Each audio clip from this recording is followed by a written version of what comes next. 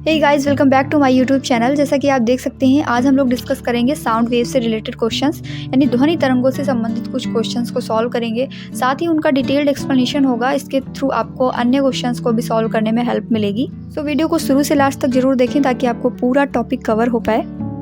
वैसे तो हम छोटी क्लासों में ये सारे चैप्टर्स पढ़ चुके होते हैं, बट रियलिटी में हम ये सारा कुछ भूल चुके होते हैं।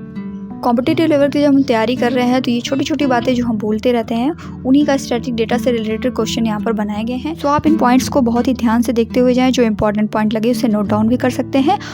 साथ ही आपको ये भी बता दें कि ये जो वीडियो है आपका ध्वनि से रिलेटेड जो चैप्टर है, ये आपका सभी कॉम्पिटिटिव एग्जाम्स के लिए यूज़फुल है।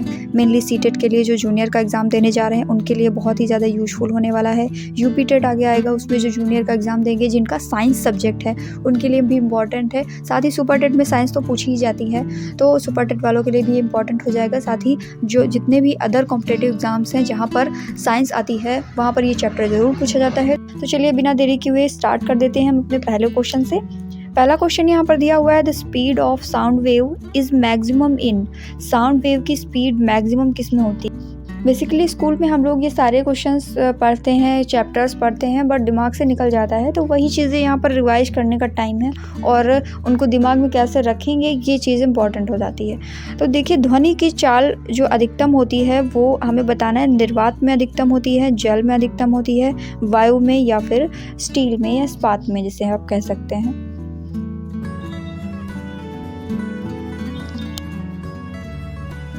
तो आई होप आप लोगों ने गेस कर लिया होगा। यहाँ पर जो हमारा राइट आंसर होने वाला है वो है ऑप्शन नंबर डी, स्टील में। स्टील यहाँ पर ऑप्शन दिया है, कोई भी सॉलिड मटेरियल दे सकते थे। देखिए, जो ध्वनि की चाल होती है वो अलग अलग माध्यमों में अलग अलग तरीके से वर्क करती है। जैसे कि मीडियम आपका जितना ज़्यादा इलास्टिक होगा, ध्वनि की चाल उतनी ही ज़्यादा होगी उसमें। यानी कि आप देख सकते हैं कि इस्पात में जो ध्वनि की चाल ज़्यादा दिखाई गई यहाँ पर स्टील में। अदर जो ऑप्शन है, निर्वात है, जल है, वायु है, ये कंपेरेटिवली कम डेंस हैं, जबकि इस्पात जो है वो ज़्यादा डेंस मीडियम है और ज़्यादा इलास्टिक भी है, ज़्यादा प्रत्यास्थ भी है। तो ध्वनि की चाल इसमें ज़्यादा हो जाएगी। अगर बात करें कि कितनी होती है, तो 5960 मीटर पर सेकेंड लगभग इसकी ध्वनि की चाल स्टील में होती है। Okay, 25 degree centigrade normal temperature की बात हो रही है। इस टेम्परेचर पर ध्वनि की चाल इस्पात में यानी कि स्टील में कितनी हो जाएगी? 5960 मीटर पर सेकेंड। इसी के साथ हम आगे बढ़ते हैं क्वेश्चन नंबर 2 की तरफ। बहुत ही इंटरेस्टिंग और बहुत ही जाना माना क्वेश्चन है, लेकिन इसमें बहुत ज़्यादा कंफ्यूजन भी हो जाती है। जब हम ऑप्शंस को अपने सामने देखते हैं, longitudinal and transverse, only longitudinal, तो हमारे दिमाग में कंफ्यूजन बनती है। तो आइए पढ़ते हैं क्वेश्चन क्या कहता है। In medium the nature of sound waves is, यानी माध्यम में जो ध्वनि तरंगों की प्रकृति है, उनकी जो नेचर है वो कैसी होती है? लॉन्गिट्यूडनल होती है या फिर ट्रांसवर्स होती है, या लॉन्गिट्यूडनल ट्रांसवर्स दोनों ही नहीं होती है, या दोनों ही होती है? तो ये एक आंसर आपको देना है।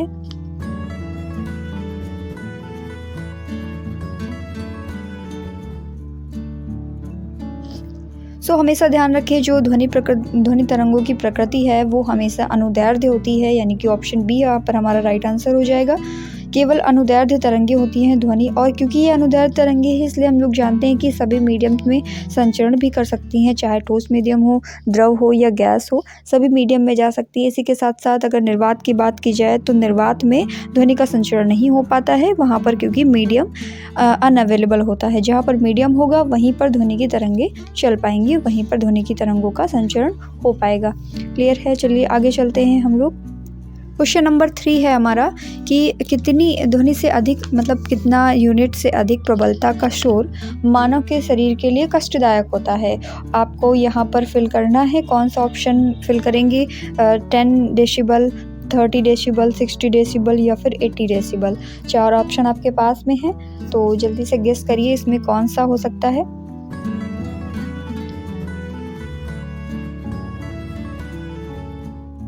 जी हाँ, बिल्कुल सही। जिन्होंने गेस किया है ऑप्शन नंबर डी यानी कि 80 डेसिबल, उनका आंसर बिल्कुल सही है। 80 डेसिबल से अधिक का अगर शोर है तो वो हमारे शरीर के लिए कष्टदायक होता है।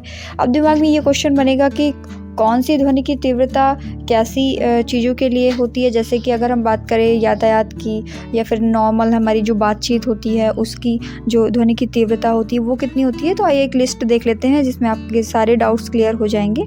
तो जैसा कि आप यहाँ पर देख सकते हैं, जो सामान्य श्वास होती है हमारी नॉर्मल ब्रीथ, उसकी जो ध्वनि की तीव्रता है वो 10 डेसिबल होती है। इसी के साथ अगर मंद फुसफुसाहट है तो 30 डेसिबल की इसकी तीव्रता होती है। सामान्य बातचीत नॉर्मल टॉक हो रही है तो इसकी 60 डेसिबल होती है। अगर ट्रैफिक है बहुत ज़्यादा तो उसकी 70 डेसिबल होती है। और जो फैक्ट्री वगैरह में नॉइज़ होते हैं वो 80 डेसिबल होती है। अगर 80 डेसिबल से ज़्यादा हो जाएगा साउंड तो वो हमारे शरीर के लिए हानिकारक होता है, कष्टदायक भी होता है। तो इससे सी टेट में, यूपी टेट में और सुपर टेट में डायरेक्ट क्वेश्चंस बनते हैं कि कौन सी ध्वनि की तीव्रता जो है हमारे शरीर के लिए नुकसानदायक है, और अगर सामान्य बातचीत हो रही है तो उसमें कितने डेसिबल की ध्वनि उत्पन्न होती है, अगर ट्रैफिक है तो कितने डेसिबल की। तो ये सारी चीज़ें आप याद कर लें। नेक्स्ट क्वेश्चन हमारा क्वेश्चन नंबर 4 है, अधोलिखित में से कौन सा विद्युत चुंबकीय तरंग का उदाहरण नहीं है। ऑप्शन आपको दिए गए हैं, पराबैंगनी किरणें, रेडियो किरणें, एक्स किरणें या फिर वायु में ध्वनि तरंगे। तो इनमें से कौन सा जो है इलेक्ट्रोमैग्नेटिक वेव का एग्जाम्पल नहीं है।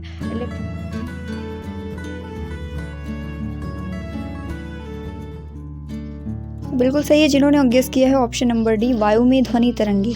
वायु में ध्वनि तरंगे जो हैं वो इलेक्ट्रोमैग्नेटिक वेव का एग्जाम्पल नहीं है, क्योंकि जो ध्वनि तरंगे होती हैं वो मैकेनिकल वेव्स होती हैं, मैकेनिकल लॉन्गिट्यूडनल वेव्स होती हैं, जैसा कि हम लोगों ने अभी इसके पहले वाले क्वेश्चन में किया था।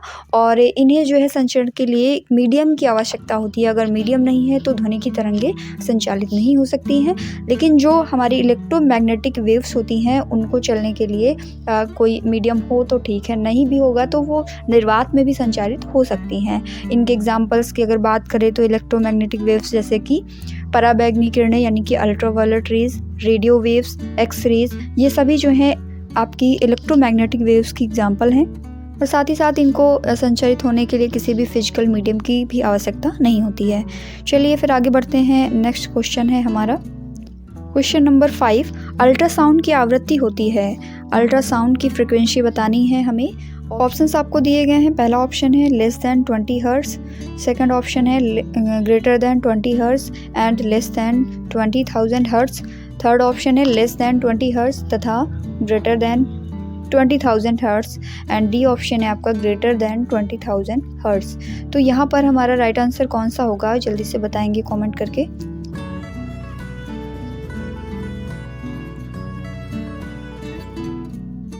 बिल्कुल सही है जिन्होंने गेस किया ऑप्शन नंबर डी, उनका बिल्कुल सही आंसर है। ऑप्शन नंबर डी हमारा यहाँ पर करेक्ट आंसर हो जाएगा, क्योंकि हम जानते हैं कि जो अल्ट्रासाउंड की रेज होती हैं वो पराश्रव्य तरंगे हैं एक तरीके से, यानी कि अल्ट्रासोनिक रेज हैं। तो इनकी जो आवृत्ति होगी, इनकी जो फ्रीक्वेंसी होगी वो 20,000 हर्ट्ज यानी 20,000 हर्ट्ज से भी ज़्यादा होती है। तो जैसा कि आप यहाँ पर देख सकते हैं, जो इंफ्रासोनिक रेज हैं यानी कि अवश्रव्य तरंगे हैं, उनकी जो आवृत्ति होती है वो लेस दैन 20 हर्ट्ज है।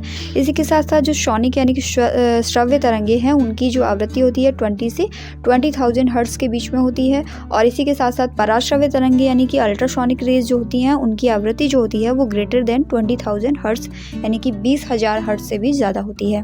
20,000 हर्ट्ज से अधिक आवृत्ति वाली ध्वनि तरंगों को पराश्रव्य तरंगे कहते हैं। इन्हें मनुष्य के कानों द्वारा नहीं सुना जा सकता है। सो अल्ट्रासाउंड रेज की जो बात हो रही थी वो पराश्रव्य कैटेगरी में यानी कि अल्ट्रासोनिक कैटेगरी में ही आती हैं। सो आज का ये हमारा लास्ट क्वेश्चन है, हर्ट्ज किसका मात्रक है। ऑप्शन दिए गए हैं बल का, दाब का, संवेग का या फिर आवृत्ति का। अगर इंग्लिश में बात करें तो बल यानी कि फोर्स, दाब यानी कि प्रेशर, संवेग यानी कि मोमेंटम और आवृत्ति यानी कि फ्रिक्वेंसी। तो इनमें से हर्ट्ज किसका मात्रक है, जैसे कि आप लोगों ने गेस कर भी लिया होगा। बिल्कुल सही है जिन्होंने गेस किया है, हर्ट्ज जो है आवृत्ति का मात्रक है। बल का मात्रक जो होता है न्यूटन होता है। वहीं पर अगर प्रेशर यानी कि दाब के मात्रक की बात की जाए, दाब का मात्रक होता है न्यूटन पर मीटर स्क्वायर। और इसी के साथ साथ अगर हम संवेग यानी कि मोमेंटम के मात्रक की बात करें तो यहाँ पर ये होता है किलोग्राम मीटर पर सेकंड।